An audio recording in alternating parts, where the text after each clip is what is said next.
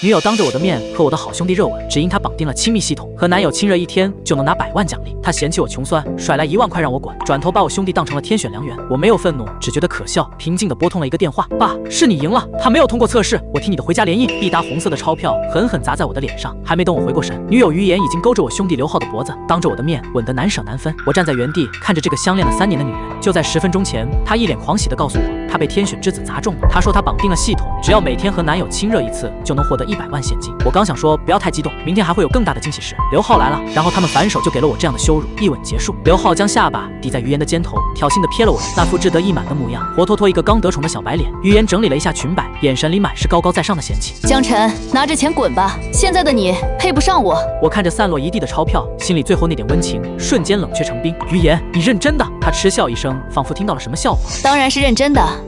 以前跟你在一起是因为我没得选，现在我有系统傍身，我以后就是人上人。你这种无聊透顶的穷酸男人，只会拖累我登顶的脚步。他说的理直气壮，转头宠溺地勾了勾刘浩的下巴。浩浩就不一样了，他懂浪漫，有情趣，还会撒娇，这才是配得上我的男人。不妨告诉你，我们早就在一起了，以后别再来纠缠我，否则别怪我不念旧情。刘浩赶紧跟附道：陈哥，你别怪妍姐，爱情不分先来后到，谁让你没本事留住女人的心呢？我看着这2个我曾经最信任的人，一个是爱了3年的女人，一个是当作亲弟弟对待的兄弟。原来所谓的真爱和友情，在金钱面前如此不堪一击。这一刻，我的心被撕碎了。这3年的感情彻底喂了狗也好，这不仅是他的选择，也是命运给出的答案。我弯下腰，捡起地上的一沓钞票，狠狠砸在于言那张精致却扭曲的脸上。你的钱我不要，我祝你们婊子配狗，天长地久。于言脸色一变，刚要发作，我却已经转身，头也不回地走出了这个令人作呕的地下室。身后传来刘浩的阴阳怪气和于言的咒骂，但我已经不在乎。走出小区，我抹掉眼角的湿润，拿出手机拨通了一个号码，电话那头几乎是秒接，声音带着一丝颤抖和期待。小陈，我深吸一口气，语气平静的可怕。爸，是你赢了，他没有通过测试，我会听你的，回家联姻。挂断电话，我站在路灯下，脑海中不由自主地回荡起3年前我和父亲的那个赌约。那时候我是金圈众星捧月的首富独子，想要什么有什么，却偏偏爱上了没钱没势，空有一腔文学梦的于言。家里人极力反对，父亲更是断言，这种女人一旦得势，必会变心。我不信，我信誓旦旦地说，于言爱的是我的人，不是我的钱。为了证明这一点，我跟父亲立下赌约，3年为期。这3年，家族除了进行最终的亲密系统测试，其他的不会管我。所谓的亲密系统，就是我爸弄的一个短信服务。他告诉于言，只要每一天和男友亲热1次，就能获得一笔100万的现金奖励。他想看看，在金钱的腐蚀下，于言会不会还对我不离不弃，而我必须隐瞒身份，陪伴在于言身边。如果3年后他依然爱我如初，父亲就同意我们结婚，并给他最好的资源。如果他变了，我就乖乖回家继承家业，并接受联姻。明天就是最后的期限了。可笑的是，他竟因一个莫须有的系统，那么决绝地踹开了我。手机震动了一下，是于言发的朋友圈。他没有屏蔽我，或许是为了故意恶心我。配图是他和刘浩在5星级酒店的床照，2人穿着浴袍，手里拿着香槟，终于摆脱了那个窝囊废，新生活开始。感谢 baby 的陪伴，今晚是个不眠夜。刘浩在下面秒回，谢谢姐姐的劳力士，某些人一辈子都买不起呢。2人一唱一和，肆意践踏着我的尊严。我看着屏幕，心如刀绞，不是因为还爱他，而是心疼那个傻了3年的自己。这3年，为了他的文学梦，我四处兼职，上工地搬砖，只为给他买最好的电脑、护腰垫等各种东西。我还记得那个寒冷的冬天，夜里他发烧了，我跑遍了附近所有的药店给他买药，回来的时候手都冻得青紫了。那晚他抱着我哭，发誓说：阿晨，等我写出来赚大钱了，一定让你过上最好的日子。那道誓言还犹在耳边，如今想来，不过是他在低谷时用来稳住我这个免费劳力的甜言蜜语罢了。所谓的系统，不过是压死骆驼的最后一根稻草，更是一面照妖镜，照出了他贪婪、虚伪、薄情的本性。我关掉手机，闭上眼，深吸一口气，再睁开眼时，眼底的最后一丝留恋彻底消散。既然他选择了金钱抛弃我，那我就让他见识一下什么是真正的金钱力量。不多会，一辆加长版劳斯莱斯幻影缓缓停在我的面前，车门打开，穿着燕尾服的老管家恭敬地走下车，对着我深深鞠了一躬。少爷，老爷一直在等您回家。周围的路人纷纷侧目惊叹不已。我面无表情地坐进车里，真皮座椅的触感熟悉又陌生。车窗缓缓升起，隔绝了外面的喧嚣，也隔绝了那个名为江晨的穷酸过去。回到江家庄园，父亲看着消瘦了一大圈的我，眼眶瞬间红了。他没有责备我，只是心疼地拍了拍我的肩膀。回来就好，回来就好。今晚好好休息，明晚你的回归晚宴，爸要让所有人都知道江家的继承人回来了。我点了点头，没有拒绝。既然要断，就要断得彻底。我要拿回属于我的一切荣耀。第二天，我去 SKP 挑选西装，冤家路窄，我竟然碰到了于言和刘浩，他们正大包小包地拎着战利品，一脸暴发户的嘴脸。刘浩眼尖，一下子就看到了我，他故作惊讶的模样，眼神里满是轻蔑。瞧瞧，这不是江晨吗？你怎么来这种高级商场了？是来应聘搬运工的吗？这里的地毯很贵的，你那双地摊货的鞋子别给踩脏了。于言也转过头看到我，眉头瞬间紧皱，他一脸嫌弃地走过来。江晨，你还要不要脸？都说分手了，你还跟踪我，就算你你跪下来求我，我也不会回头的。他现在的样子像极了一个跳梁小丑。我冷冷地看着他们，淡淡吐出2字让开，语言仿佛受到了极大的侮辱。你让我让开，你算什么东西？保安呢？把这个穷鬼赶出去！他大声嚷嚷着，试图用这种方式来掩饰他内心的虚张声势。就在这时，穿着一身高定职业套装、红底高跟鞋、英姿飒爽、美艳动人的女人走到了我身边，她自然地挽住了我的手臂，将头轻轻靠在我的肩头。那一瞬间，我闻到了熟悉的冷香，是顾灵，我的青梅竹马，也是顾氏集团的女总裁，同时也是我联姻的对象。她宠溺地看着我，眼神温柔的能化开冰雪。怎么才来？等你很久了。他转过头，眼神瞬间变得凌厉如刀，上位者的威压铺天盖地。这2只苍蝇是谁？怎么什么阿猫阿狗都能放进来？于言看到顾灵，脸色变了变。女人的直觉让他感到了危险。顾灵身上的气场是他这种暴发户模仿不来的，但他还是嘴硬道：切，找了个富婆包养。江晨，你也就这点出息了，为了气我这种货色，你也看得上？顾灵轻笑一声，连正眼都懒得给他，直接从怀里掏出一张黑卡，递给旁边的店长，把这一季的新款全部包起来。另外，清场，我不希望我的未婚夫挑衣服的时候有垃圾在场。店长看到黑卡，眼睛都直了，态度恭敬到了极点。于言和刘浩愣住了。顾总，金圈只有一个顾总。于言脸色铁青，他没想到我这么快就找到了新大腿，而且对方比他更有钱更有势，这种落差让他恼羞成怒。他指着我怒吼：装什么装？以后有你哭的时候。我停下脚步，当着他的面在顾灵的额头上轻轻一吻。亲爱的，这只苍蝇太吵了。顾灵顺势抱紧我的腰，挑衅地看向于言，听到了吗？滚！那一刻，于言的脸比吃了屎还难看。店长的目光落向我时，瞬间一身冷汗，惊得屏住呼吸，忙不迭对着我深深躬身。江少爷，是我们安保失职，惊扰了您，我们立刻处理。于言脸上的讥讽瞬间僵死，声音陡然发颤：江少爷，你瞎了？他就是个穷打工的。什么江少爷？店长语气恭敬又笃定，这位是江氏集团唯一法定继承人江晨少爷。这家 SKP 商场乃至整条商业街区都隶属于江氏旗下。话音落下，刘浩手里的奢侈品袋子哐当砸在地上，他的脸白得像纸，双腿止不住的打颤。于言踉跄着后退半步，瞳孔骤缩，死死盯着我。那些他嗤笑的穷酸日子，那些他弃如敝履的3年相伴，瞬间在他眼前轰然崩塌。我看着他失魂落魄的模样，心底毫无波澜，只淡淡开口：现在该滚的是谁？被赶出商场的于言气得在路边踹垃圾桶，发泄着满心的不甘与愤怒。他大骂道：该死的贱人，有什么了不起的？老娘有系统，迟早比他更有钱。刘浩在一旁说着他的推测，他怀疑刚才只是我雇人演的戏，不然我跟于言在一起这么多年，一个豪门阔少不可能穷到去工地搬砖养活他。于言瞬间被点醒，他立即附和道：对，就是这样。江晨那个窝囊废根本不可能是江氏集团的继承人，他这么做就是想让我吃醋。刘浩继续哄着于言：对，你才是真正的天选之女，什么顾总，什么江少，未来你肯定比他们都厉害，比他们都更有钱。听到刘浩的安慰，于言的眼神重新亮了起来。他为了证明自己比顾灵强，也为了在刘浩面前找回面子，决定给刘浩一个惊喜，买一套上千万的江景大平层。他坚信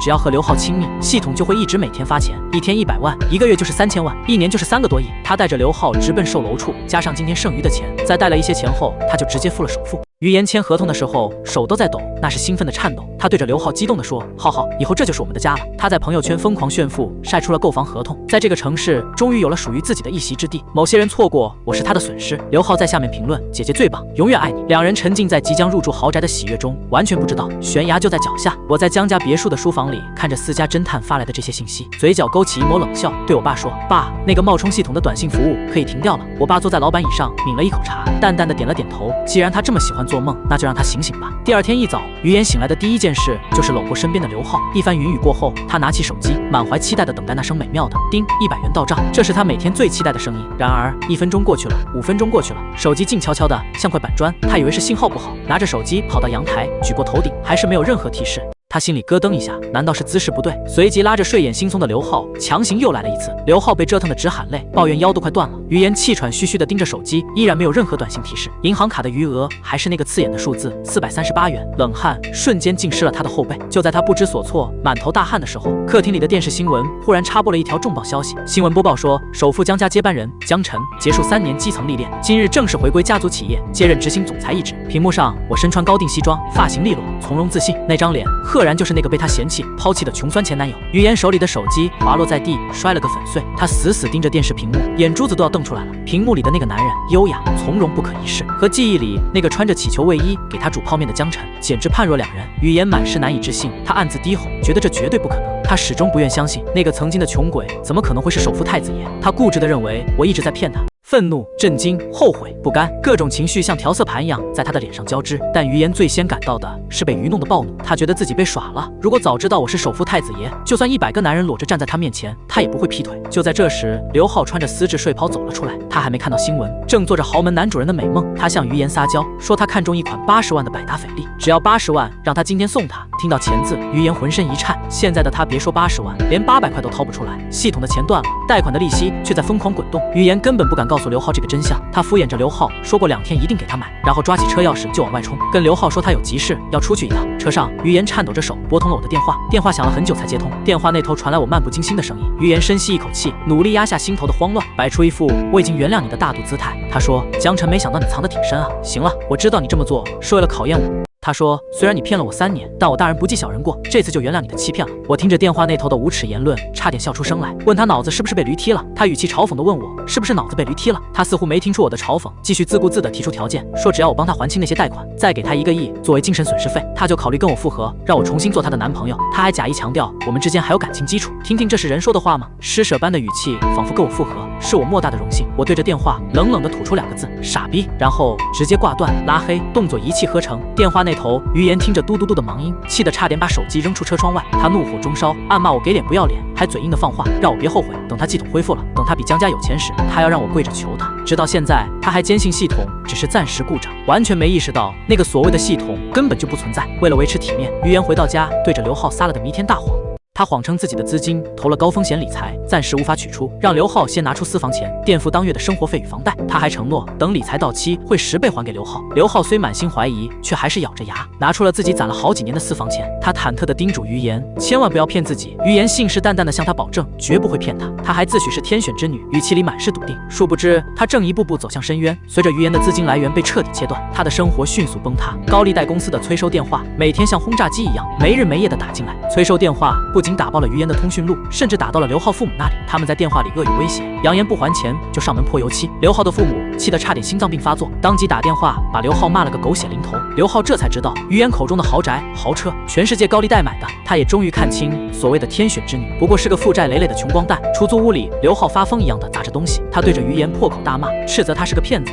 他厉声质问于言，曾经吹嘘的系统和日入100万的收入到底去了哪里？于言缩在角落里，头发蓬乱，面容憔悴。面对刘浩的质问，他无言以对，只能无能狂怒，说系统只是卡顿了，很快就好。刘浩闻言更是暴怒，他将那块为了还债早已用假货换掉的劳力士狠狠砸在了于言脸上，怒吼着说自己跟于言在一起是为了享福，不是来替他还债的。他当场提出分手，要求于言立刻归还自己垫付的所有钱。两人扭打在一起，曾经的甜蜜瞬间变成了狗咬狗的闹剧。于言在这场闹剧里不禁开始怀念起我从前的好。从前不管什么时候，我都不会骂他、打他、嫌弃他，我会默默陪在他身边，会在他失落的时候鼓励他。而刘浩只会伸手向他要钱，一旦没了钱，就立马翻脸不认人。这种强烈的对比让他心里生出了巨大的悔恨，因为实在拿不出钱。于言试图重操旧业写小说赚钱，可他的心态早已彻底崩塌，满脑子只有搞钱。他写出来的东西逻辑混乱，戾气极重，全是毫无价值的垃圾。网站直接和他解约，他唯一的收入来源也彻底断了。他和刘浩连外卖都点不起，每天只能靠吃泡面度日。看着碗里的泡面，于言再次想起了我，他甚至还在妄想，如果是我，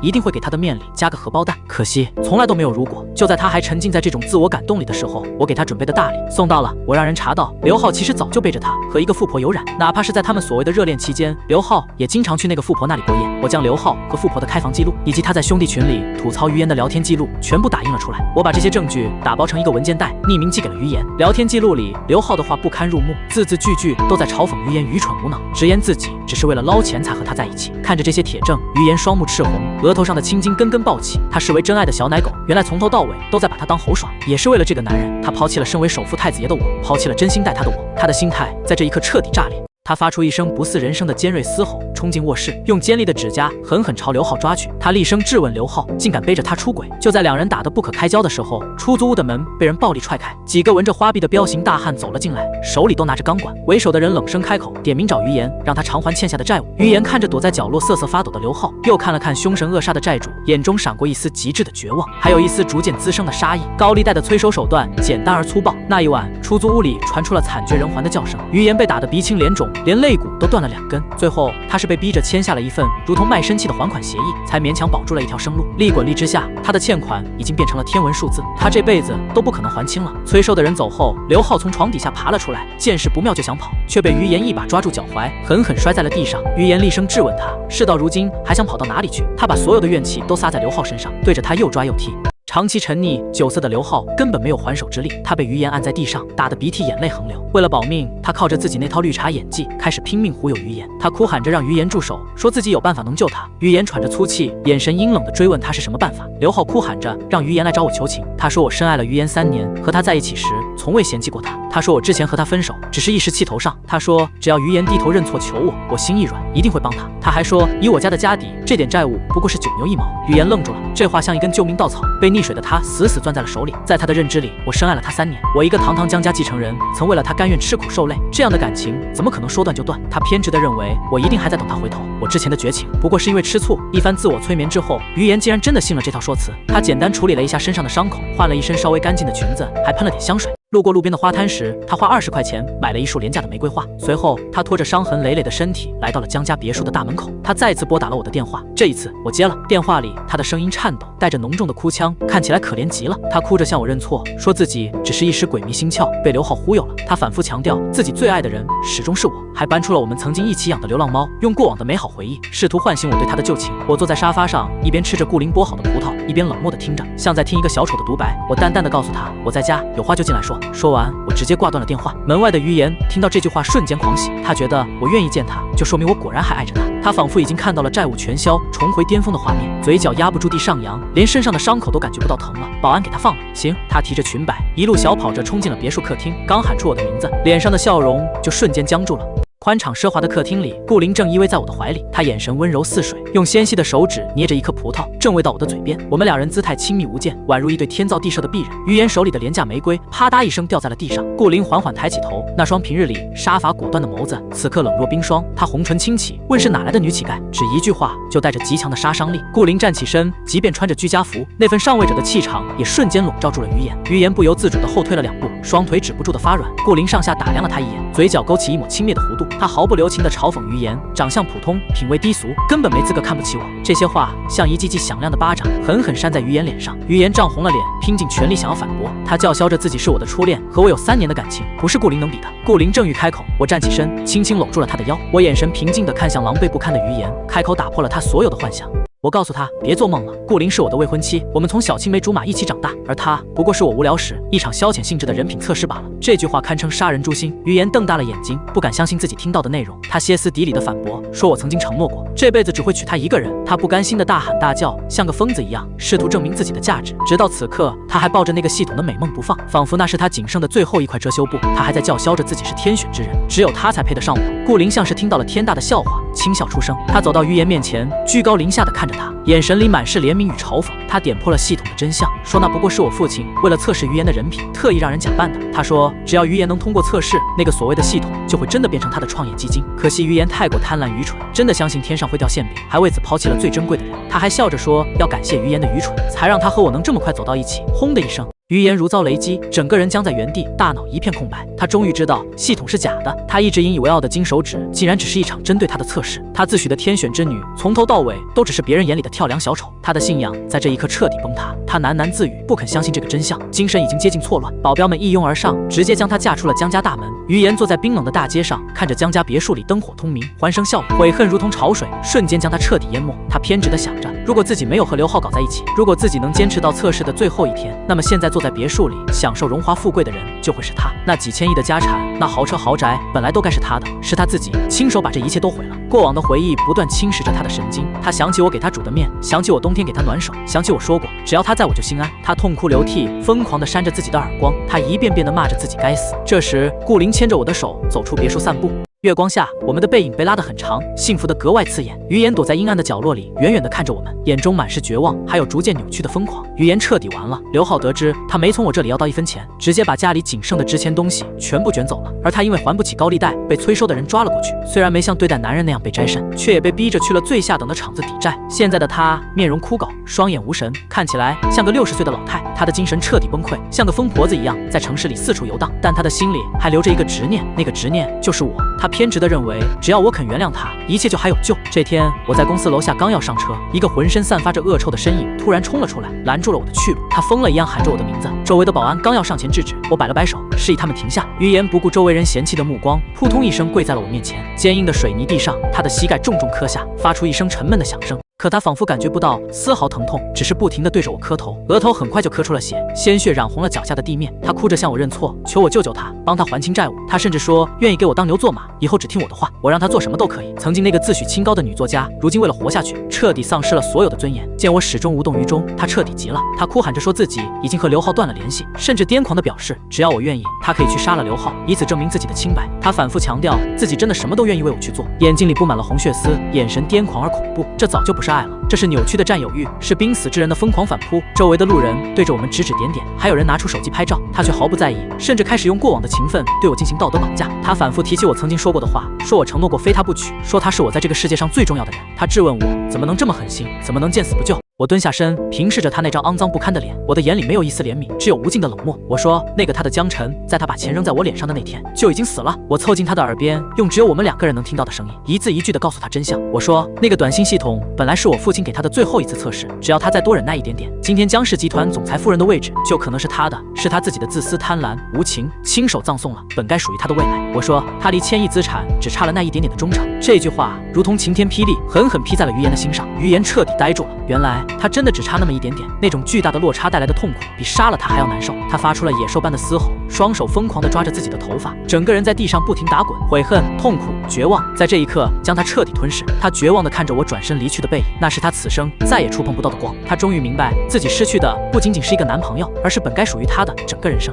数月后，我和顾林的世纪婚礼在巴厘岛举行，婚礼全程直播，盛况空前。我穿着黑色的高定礼服，站在铺满玫瑰的红毯尽头，看着顾林挽着他父亲的手，一步步向我走来。那个满眼都是我的女人，今天美得不可方物，鲜花、掌声、祝福围绕在我们身边。这一刻，所有的过往都成了过眼云烟。而在城市的另一个角落，一家破旧的小旅馆里，电视机正转播着这场婚礼。于言衣衫褴褛，坐在冰冷的床边，看着屏幕里本该属于他的新郎，如今娶了别的女人，嫉妒和悔恨像毒蛇一样疯狂啃噬着他的心脏。他指甲深深嵌入掌心，留下了几道血痕，反复念叨着婚礼上的一切本该是他的。就在这时，窗外传来了一阵吵闹声，他探头向外看去，竟然看到了同样落魄不堪的刘浩。刘浩早已被那个富婆玩腻抛弃，如今身无分文，正和一个小摊贩激烈争吵。仇人相见，分外眼红。于言眼中的死气瞬间消散，取而代之的是滔天的恨意。在他看来，如果不是刘浩这个男人，他绝不会落到今天这个地步。是刘浩毁了他的一切。于言抄起屋里一把生锈的水果刀，疯了一样冲了出去。当晚，在那条阴暗肮脏的巷子里，惨叫声划破了寂静的夜空。于言将自己所有的恨意都发泄在了刘浩身上。刀起刀落之间，刘浩倒在了血泊之中，瞪大了眼睛，死不瞑目。警笛声很快响起，红蓝交替的警灯照亮了整条巷子。于言没有跑，他坐在血泊之中，脸上沾满了鲜血，却在痴痴的笑。他抬着头，痴痴的看着天上的月亮，仿佛看到了3年前那个陪他在地下室吃泡面，还特意给他加了个煎蛋的大男孩。他伸出手想要抓住那道虚幻的影子，冰冷的手铐咔嚓一声锁住了他的双手。他的人生彻底走到了穷途末路。入狱前，他用身上仅剩的几块钱托人给我寄了一封信，信里没有诅咒，也没有怨恨，只有满纸潦草的对不起和颠三倒四的悔过之言。他在信里说，如果有来生，他一定不会再弄丢那个满眼是他的男孩。他说顾林确实比他更适合我。他在信的结尾祝我幸福。我收到这封信的时候，正和顾林在马尔代夫度蜜月，海风轻拂，阳光正好。看完信，我的内心毫无波澜，随手将信纸撕碎，扔进了蔚蓝的大海里。碎纸片像雪花一样飘落，瞬间就被海浪吞没，终究只是过眼云烟。有些人错过了就是错过了，有些恶做了就必须付出代价。后来我听说于言因故意杀人罪被判处了死刑，他在狱中的每一天都在无尽的痛苦和悔恨中度过，这才是对他最大的惩罚。顾林从身后抱住我，脸颊紧紧贴在我的后背上，轻声问我在想什么。我回头一笑，吻上了他的唇，说没什么，扔垃圾而已。马尔代夫的海风还残留在衣料的褶皱里，飞机已经平稳降落在京市国际机场的跑道上。舷窗外是熟悉的城市，鳞次栉比的高楼在午后的阳光下泛着冷硬的金属光泽。身侧的人指尖轻轻勾住我的小指，温软的触感拉回了我飘远的思绪。顾林的侧脸贴着舷窗，眼底带着刚睡醒的慵懒，还有藏不住的笑意。这场为期半个月的蜜月，是我人生前25年里最松弛的一段时光。没有赌约，没有测试，没有藏在身份背后的小心翼翼，更没有虚情假意的背叛与算计，只有身边这个满眼是我的人和一望无际的蓝海与白沙。舱门打开，专属通道的尽头，老管家穿着笔挺的燕尾服，带着车队早已等候多时。见到我们的身影，他微微躬身，态度恭敬，却带着藏不住的欣慰。上车后，加长版劳斯莱斯平稳驶离机场，汇入京市的车流。老管家递过来2份文件，一份是江氏集团这半个月的核心运营简报，另一份是封皮印着绝密字样的3年复盘报告。我指尖抚过那份报告的封皮，没有立刻打开。顾林的头轻轻靠在我的肩头，指尖划过我手腕上的婚戒，没有打扰我的沉默。他从来都是这样，懂我的所有欲言又止，也懂我心底残留的那一点未散的阴霾。车子驶入江家庄园的大门，穿过精心打理的园林，最终停在主别墅的门口。我爸早已等在客厅，看到我们进来，原本严肃的脸上露出了难得的笑容。他没有提工作上的事，只是招呼佣人端上刚做好的点心，问起我们蜜月里的见闻。饭桌上的气氛轻松而温暖，这是我3年来第一次真正意义上回到这个属于我的家。晚饭后，顾林被我妈拉着去了花园散步，我拿着那份绝密的复盘报告走进了2楼的书房，老管家早已等在书房里，见我进来，再次躬身，他将报告的配套资料一一摆在我的面前。我坐在宽大的红木老板椅上，终于翻开了这份迟来了3年的完整真相。报告的第1页是关于亲密系统的完整策划案，时间标注在赌约到期前3个月。策划案的发起者是江父，全程参与并落地执行的是老管家，而方案的最终敲定与细节补充署名是顾林。我指尖顿在顾林的名字上，眼底闪过一丝诧异，却又很快了然。难怪他当初在 SKP 出现的那么及时，难怪他对整个测试的来龙去脉了如指掌。原来从一开始他就站在幕后，看着这场关于人性的考验。策划案里写得清清楚楚，整个系统测试的启动资金是江父特批的500万专项额度。单日打款上限设置为100万，和鱼眼口中的日入100万完全吻合。短信端口用的是海外虚拟运营商的匿名通道，支付通道是第三方的匿名代付渠道，全程不会留下任何和江家相关的痕迹。测试的启动时间精准定在了赌约到期前的48小时，这是我爸和顾林共同敲定的时间点，也是赌约的最后一道考验。策划案里写得很明白，如果鱼言在拿到系统资格后依然选择坚守和我的感情，哪怕只是坚持到赌约到期的那一天，那500万的测试资金会直接变成给他的创业启动金，江家会给他顶级的网文资源，兑现我当初和巴立下的赌约承诺。而如果他在诱惑面前选择了背叛，资金通道会立刻永久冻结，测试直接终止，没有任何挽回的余地。老管家站在一旁，低声补充着策划案之外的细节。整个测试的资金流水全程都有专门的财务团队监控，于言拿到的每一笔钱流向都被记录得清清楚楚。他拿到第一笔钱之后，没有给我买过任何东西，转头就给刘浩买了那块价值8万多的劳力士手表。第2笔钱，他带着刘浩去了5星级酒店的总统套房，一夜挥霍了近20万。第3笔钱，他付了江景大平层的首付，贷款合同上甚至还加了刘浩的名字。这些细节都被一一记录在报告里，附带着清晰的流水凭证和消费记录。我一页一页翻下去，心底没有任何波澜，就像在看一个和自己无关的故事。曾经爱了3年的人，早在他把钞票砸在我脸上的那一刻，就已经在我心里死了。如今这些真相不过是再一次印证了他的贪婪与虚伪，没有任何值得意外的地方。报告的后半部分是这3年来我隐姓埋名陪在于言身边的所有暗线记录，那些我以为自己藏得很好的付出，那些我以为无人知晓的细节，原来都被江父和老管家看在眼里，记录在案。报告里清晰地记录着我和于言在一起的第1年，他写的第1本长篇小说，连续投了8个平台都被拒签。那段时间，他整日以泪洗面，把自己关在地下室里，不吃不喝，甚至动了放弃写文的念头。我嘴上安慰着他，转头就匿名给他投稿的最大平台打了50万的推广费，附带了一份他的小说全文。我没有要求平台给他开后门，只是希望编辑能认认真真看完他的稿子，给他一个公平的机会。最终，平台的头部编辑签下了他，给了他最好的推荐资源。他的小说也顺利签约上架，拿到了第1笔稿费。他抱着我哭了很久，说自己终于熬出了头，说这是靠自己的努力换来的成果。我笑着附和，没有告诉他真相，只觉得只要他开心就够了。现在想来，那时候的我真的傻得可怜。报告里还记录着，在一起的第2年，他的小说被同行大面积抄袭，对方是平台的老牌作者，粉丝基数远大于他。他去找平台维权，却被对方倒打一耙，说他才是抄袭的那个，甚至被对方的粉丝网暴到差点抑郁。那段时间，他整日精神恍惚，连打开电脑的勇气都没有。我一边打工赚钱维持生计，一边匿名找了国内顶尖的知识产权律师团队，帮他收集证据，提起诉讼。整个官司打了3个月，最终以对方公开道歉、赔偿巨额违约金告终。他以为是自己运气好，遇到了好心的律师免费帮忙，以为是平台良心发现，站在了他这边。他甚至在庆功的时候带着刘浩一起，当着我的面说刘浩在他最难的时候一直陪着他，给了他最大的鼓励。而我这个通宵整理证据、跑遍半个城市找证人、掏了近100万律师费的人，在他眼里不过是个只会煮泡面、搬砖赚钱的窝囊废。报告里的每一笔记录都精准对应着我这3年里的每一次付出。他用的那台2万多的写作专用电脑，是我在工地连续搬了3个月的砖，加上通宵代驾赚来的钱买的。他转头就用这台电脑和刘浩聊了整整2年的暧昧，甚至在里面写满了吐槽我穷酸、嫌弃我没本事的私密日记。他冬天用的那款进口护腰垫，是我攒了2个月的生活费，托人从国外带回来的。他却在收到的当天，转头就跟刘浩吐槽，说我买的东西太廉价，配不上他未来网文大神的身份。他发烧的那个冬夜，我跑遍了附近所有的药店，冻得手脚青紫，给他买回来的药。他病好之后，转头就拿着我给他留的生活费，给刘浩买了最新款的球鞋。一页一页翻下去，那些曾经被我当作甜蜜回忆的瞬间，如今都变成了扎眼的笑话。我合上报告，靠在椅背上，闭上眼，深吸了一口气，再睁开眼时，心底最后那一点残留的，连我自己都没察觉到的执念，彻底烟消云散。老管家站在一旁没有说话，只是安静地等着我的指令。我抬手示意他可以先下去，他躬身行礼，轻轻带上了书房的门。书房里只剩下我一个人，窗外的天色已经暗了下来，城市的灯火透过落地窗照进来，在地板上投下斑驳的光影。顾林轻轻推开书房的门，端着一杯温牛奶走了进来，放在我面前的桌子上。他没有问我报告里写了什么，也没有提那些不堪的过往，只是从身后轻轻抱住我，脸颊贴在我的后背上，温软的呼吸落在我的颈间。他的怀抱很暖，像冬日里的阳光，一点点驱散了我心底残留的寒意。我转过身，把他揽进怀里，下巴抵在他的发底，闻着他身上熟悉的冷香。我低声问他，是不是从一开始就知道整个测试的策划？他的指尖轻轻划过我的后背，没有隐瞒，坦然承认了所有事。他和我从小一起长大，看着我为了于言放弃了金圈众星捧月的生活，甘愿窝在不见天日的地下室里吃了3年的苦。他心疼，却也尊重我的选择，没有过多干涉，只是默默站在原地，等着我撞了南墙。回头的那一天，江父找到他商量测试方案的时候，他没有丝毫犹豫就答应了。他比任何人都希望于言能通过这场测试，能真的如我所说，爱的是我的人，不是我的钱，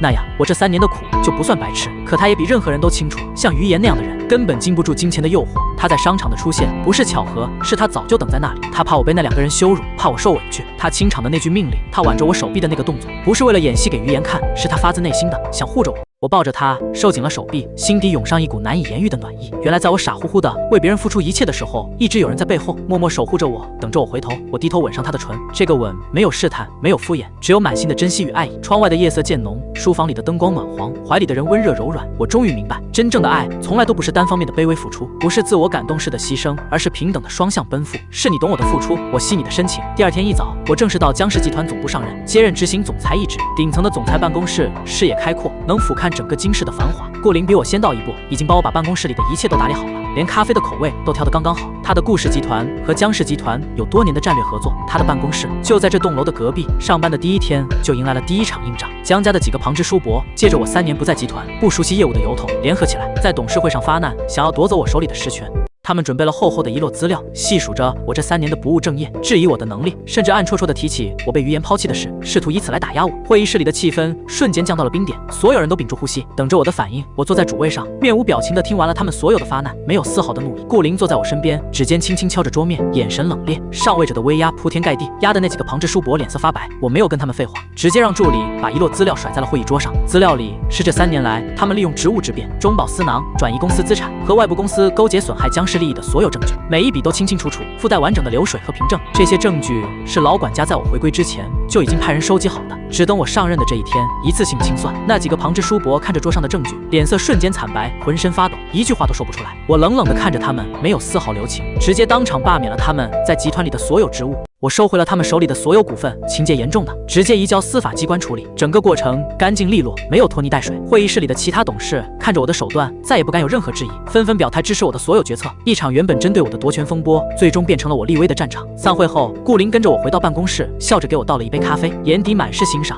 他早就知道我这3年的历练不是荒废，而是磨掉了我身上原本的骄矜，让我变得更沉稳、更有城府，更能扛得起江氏集团的重担。接下来的几个月，我和顾林联手，对江氏集团进行了大刀阔斧的改革，砍掉了很多亏损的业务，拓展了新的赛道，同时深化了和顾氏集团的战略合作。江氏集团的营收在我的手里不仅没有下滑，反而创下了历史新高。金圈里再也没有人敢质疑我的能力，所有人都知道江家的继承人回来了。那个曾经窝在地下室里的穷小子，如今已经长成了能独当一面、执掌1000亿商业帝国的男人。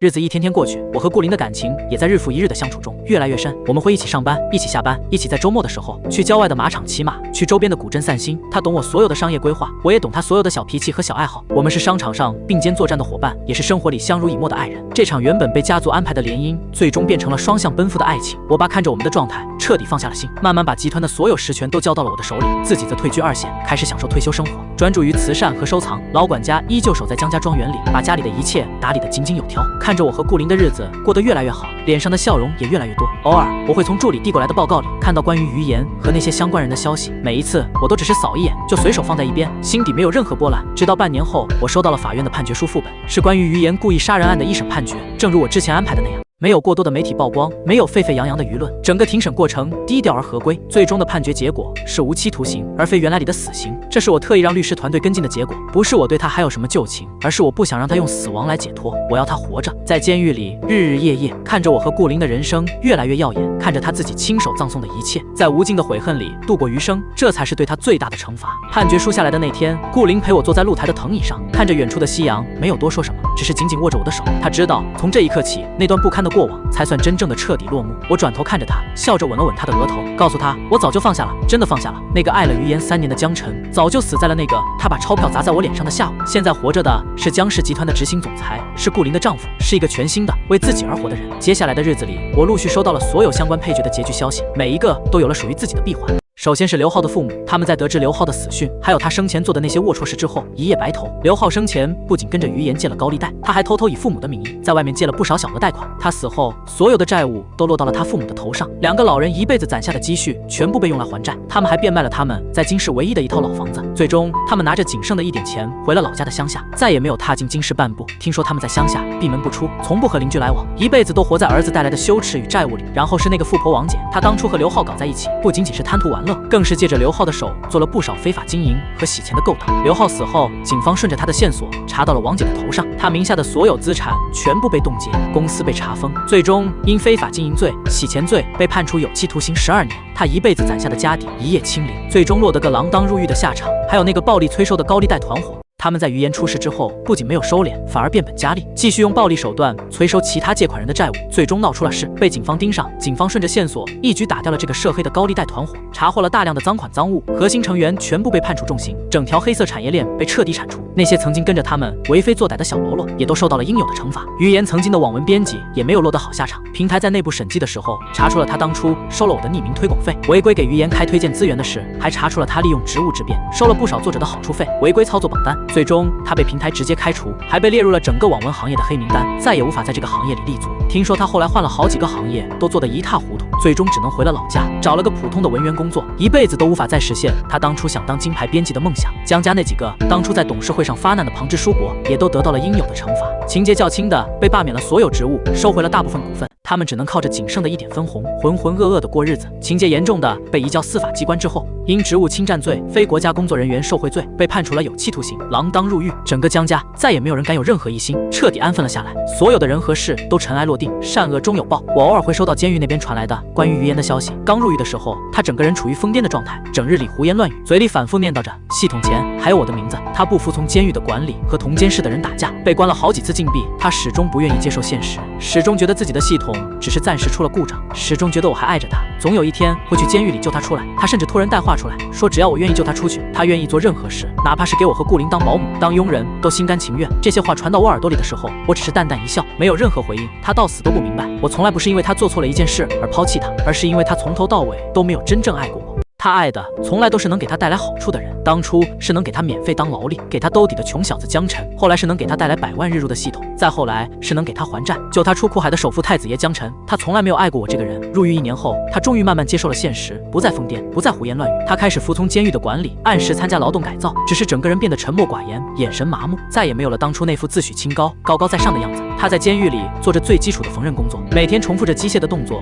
拿着微薄的劳动报酬。他住的是8个人一间的监室，吃的是最简单的饭菜，再也没有了5星级酒店的总统套房，没有了江景大平层，没有了随手就能买的名牌包包和手表。他在监狱里能看到电视，能看到新闻，每次电视上出现我和顾灵的新闻，出现我们一起出席商业活动，一起做慈善，一起拿下大项目的画面，他都会一整天不说一句话，整夜的睡不着觉。他终于彻底认清了自己当初亲手丢掉的是怎样的一种人生。他离千亿豪门的阔太太，离他梦寐以求的人上人的生活，只差了最后一天的忠诚。是他自己的贪婪、自私、虚伪，亲手葬送了自己的整个人生。这种认知像一把钝刀子，日夜地割着他的心，比杀了他还难受。听说他在监狱里写了很多的信，大部分都是写给我的，信里写满了他的悔恨，写满了他对过去的怀念，写满了他对我的道歉。他在信里说，如果有来生，他一定不会再弄丢我，一定好好爱我，一定守住自己的心。他在信里说，他终于明白，当初我给他的才是最珍贵的真心，那是多少钱都买不来的。这些信从来都没有送到我的手里，我早就跟监狱那边打过招呼，所有他寄出来的信全部原路退回或者直接销毁，我不想看也没必要看，迟来的深情比草都贱。当初他选择背叛我的时候，就应该想到会有今天这样的结局。世界上从来都没有后悔药，有些路走错了就再也回不了头了，有些人错过了就是一辈子。时间过得很快，转眼就到了我和顾灵结婚1周年的纪念日。我提前推掉了所有的工作，包下了京市最高的旋转餐厅，准备给她一个惊喜。那天晚上，我带着顾灵来到餐厅，落地窗外是整个京市的万家灯火，璀璨夺目。餐厅里只有我们2个人，悠扬的小提琴声缓缓流淌，桌上摆着她最喜欢的白玫瑰，还有顶级的红酒和精致的餐点。顾灵看着眼前的一切，眼底满是惊喜和笑意，眼眶微微泛红。我拿出早就准备好的礼物，是一条定制的钻石项链，吊坠是我们2个人名字的首字母交织在一起。我起身走到她身边，亲自给她戴上项链，从身后轻轻抱住她，下巴抵在她的颈窝。我低声跟她说：“1周年快乐，谢谢你出现在我的生命里，谢谢你陪我走过所有的阴霾，谢谢你给了我一个全新的人生。”她转过身抱着我，吻上我的唇，眼底带着泪光，却笑得无比灿烂。她跟我说她会一直陪着我，不管是顺境还是逆境，不管是繁华还是平淡，都会一直站在我身边。那天晚上我们喝了很多酒，聊了很多话。我们聊起小时候的事，聊起他跟在我身后一口一个阿成哥哥叫着的日子，聊起我年少时的骄矜和叛逆，聊起他年少时的倔强和不服输。我们聊起这3年来他看着我一步步走进泥潭，却又无能为力的心疼。聊起我回归之后，我们一起并肩作战的日子。我们聊起未来，聊起我们要一起把僵尸和故事做得更好，聊起我们要一起去环游世界，聊起我们未来的孩子，聊起我们白发苍苍的样子。窗外的万家灯火映在他的眼里，像盛满了璀璨的星光。我看着眼前这个满眼是我的女人，心底满是庆幸，庆幸我终于从那段错误的感情里走了出来，庆幸我回头的时候她还在原地等着我，庆幸我最终抓住了真正属于我的幸福。吃完饭，我们手牵着手沿着长安街慢慢散步，夜晚的风带着一丝凉意，却吹不散我们之间的暖意。路过一个报刊亭的时候，我无意间瞥见了摊开的报纸上有一条关于监狱的新闻。新闻里提到，于岩在监狱里因为长期的抑郁和精神恍惚，在劳动的时候出了意外，手被缝纫机扎伤，留下了永久性的残疾，再也无法握笔写东西了。他一辈子都在做着网文大神的梦，一辈子都想靠着手里的笔过上人的生活，最终却连握笔的能力都失去了。我只是扫了一眼就收回了目光，没有丝毫的情绪波动。顾林察觉到我的目光，轻轻捏了捏我的手，没有多问。我低头对他笑了笑，握紧了他的手，继续往前走。那些不堪的过往，那些烂人烂事，就像路边的垃圾，扫一眼就够了，没必要停下来浪费自己的时间和情绪。我的人生早已翻开了全新的篇章，再也不会被那些过去的阴霾所牵绊，日子依旧不紧不慢地往前走。我和顾林的生活平淡而幸福。我们在结婚的第2年有了一个可爱的女儿，眉眼像极了顾林，却有着和我一样的倔脾气。我爸妈乐得合不拢嘴，把这个孙女宠上了天，彻底放下了所有的工作，专心在家带孩子。老管家看着小孙女，脸上的笑容就没有断过，把她当做自己的亲孙女一样疼。江家庄园里再也没有了过去的严肃和冷清，每天都充满了孩子的笑声，热闹而温暖。我的事业也越来越顺，江氏集团在我的手里，版图不断扩大，从国内顶尖的企业慢慢走向了国际市场。我和顾林的强强联合，成为了金圈乃至整个商界的一段佳话。所有人都说我娶到了顾林是这辈子最大的福气，只有我自己知道，能遇到他，能和他相守一生，是我上辈子修来的福气。偶尔我还是会收到关于于岩的消息，他的手受伤之后，彻底失去了写作的能力，精神状态也越来越差，最终被转到了监狱里的御医病区，接受长期的治疗。他依旧活着，却如同行尸走肉一般，没有了任何盼头，没有了任何希望。他的余生只能在监狱的高墙里，在无尽的悔恨和痛苦里，慢慢熬到生命的尽头。刘浩的父母在乡下过得并不好，2个老人身体都不好，还要靠着种地维持生计，一辈子都活在儿子带来的阴影里。那个富婆王姐在监狱里表现不好，多次违反监规，被加了刑，这辈子大概率是无法活着走出监狱了。那些曾经作恶的人，最终都为自己的行为付出了应有的代价，而那些真心待我的人，都在我的身边，过得幸福而安稳。女儿3岁生日的那天，我们在江家庄园里办了一场热闹的生日宴，来了很多亲朋好友，整个庄园里挂满了气球和彩带，到处都是欢声笑语。顾林穿着白色的长裙，抱着女儿，笑得温柔而灿烂。我站在一旁，看着他们母女俩，心底满是柔软。老管家端着蛋糕走过来，笑着跟我说：“少爷，你现在是真的幸福了。”我笑着点了点头，接过蛋糕，朝着顾林和女儿走过去。是啊，我现在是真的幸福了。曾经的我以为爱情就是单方面的付出，就是毫无保留的牺牲，就是哪怕撞了南墙也不回头的执念。我用了3年的时间，吃了无数的苦，撞得头破血流，才终于明白，真正的爱从来都不是卑微的讨好，不是自我感动的付出，不是单方面的消耗。真正的爱是平等的，是双向的，是你懂我的付出，我细你的深情，是我们一起并肩往前走，一起成为更好的人，是你给我一份温柔，我还你10分暖意，是我们彼此珍惜，彼此守护，彼此成就。生日宴结束后，宾客们陆续离开，庄园里慢慢恢复了安静。我和顾林抱着睡着的女儿回到了房间，把她轻轻放在婴儿床上，盖好了小被子。我们并肩站在婴儿床前，看着女儿熟睡的小脸，相视一笑。顾林轻轻靠在我的怀里，跟我说，他从来没有想过自己会有这么幸福的一天。我抱着她，低头吻了吻她的发顶，跟她说，我们会一直这么幸福下去的。我们走到露台，看着天上的月亮皎洁而明亮。顾林突然问我，有没有那么一瞬间后悔过当初和于岩在一起的那3年？我沉默了片刻，然后摇了摇头，我不后悔。那3年的苦，那3年的教训，虽然痛，却让我真正的成长了起来。它让我看清了人性的贪婪与虚伪，让我明白了什么才是真正的爱，让我学会了珍惜眼前人，让我变成了一个更成熟、更稳重、更有担当的男人。